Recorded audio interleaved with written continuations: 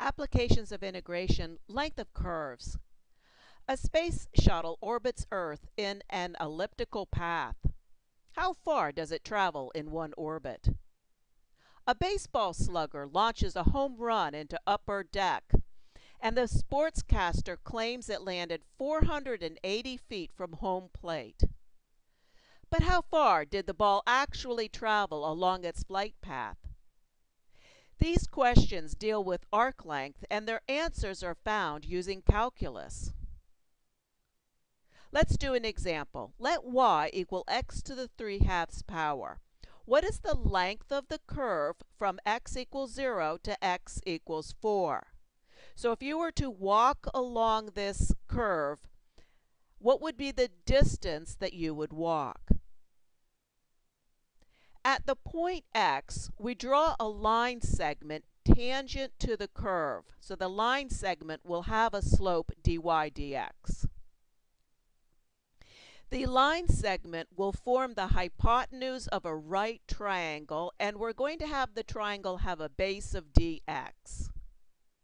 Since the line segment has slope dy dx, the height of the triangle will be dy. The length of the line segment at x is found just by using the Pythagorean theorem, the square root of leg squared plus leg squared. Then we use differentials. dy is equal to dy dx times dx. And then factor out the dx squared. Dx squared, if I were to take the square root of that, I would just get dx. And so the line segment has this length. Adding up all the line segments, I get the length of the curve. Now, what I've just done here is the idea was to give you an intuitive sense of what's going on. This was not a proof and should not be taken as a proof, but hopefully it gave you an idea of what's happening. All right, so what we're going to do now is we're going to set up our integral. If y equals x to the 3/2, then dy dx would be 3/2 x to the 1/2. Next, we need to square that. So dy dx squared is 9/4 times x.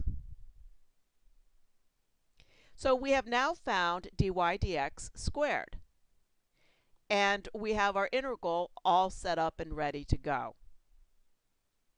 To integrate, I switch from radical notation to exponential notation. And I'm also going to use substitution. If u equals 1 plus 9/4 x, then du equals 9/4 times dx. And in that case, instead of dx, I'm going to use 4/9 du. If x is equal to 0, then u would have to be equal to 1. And if x equals 4, u would equal 10. Do my substitution, change my bounds, and I now have an integral that I can integrate fairly easily. So I'm ready to integrate. Antiderivative of u to the 1/2. Well, that's just 2/3 u to the 3/2. It's time to evaluate. And then I simplify.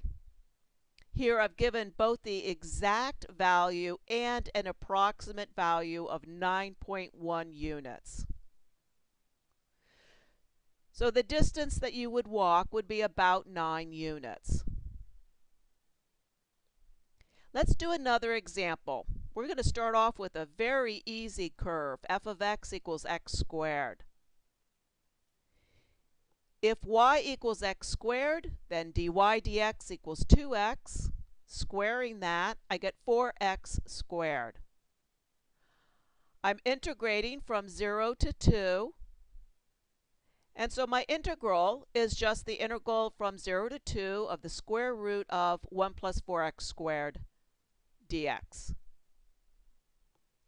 Now, we started with a pretty simple function, but it has led us to an arc length integral that is difficult to integrate. We will learn how to integrate this, but right now at this time in the course, we have not learned how to integrate this. And in fact, sometimes you'll end up with something that's impossible to integrate.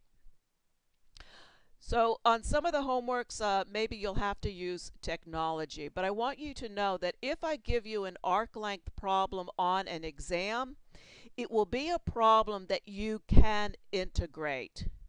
And you will need to show your work in integrating it. However, since we have not yet learned how to integrate this particular type of integral, we're going to use technology. I'm going to go to Wolfram Alpha and I'm going to type in this exact command. When I do that, this is what I get. I find that well, first of all, just look in the orange box and you can see what I typed in. Then Wolfram Alpha, one thing I like about what they do is they tell me how they interpret what I type in.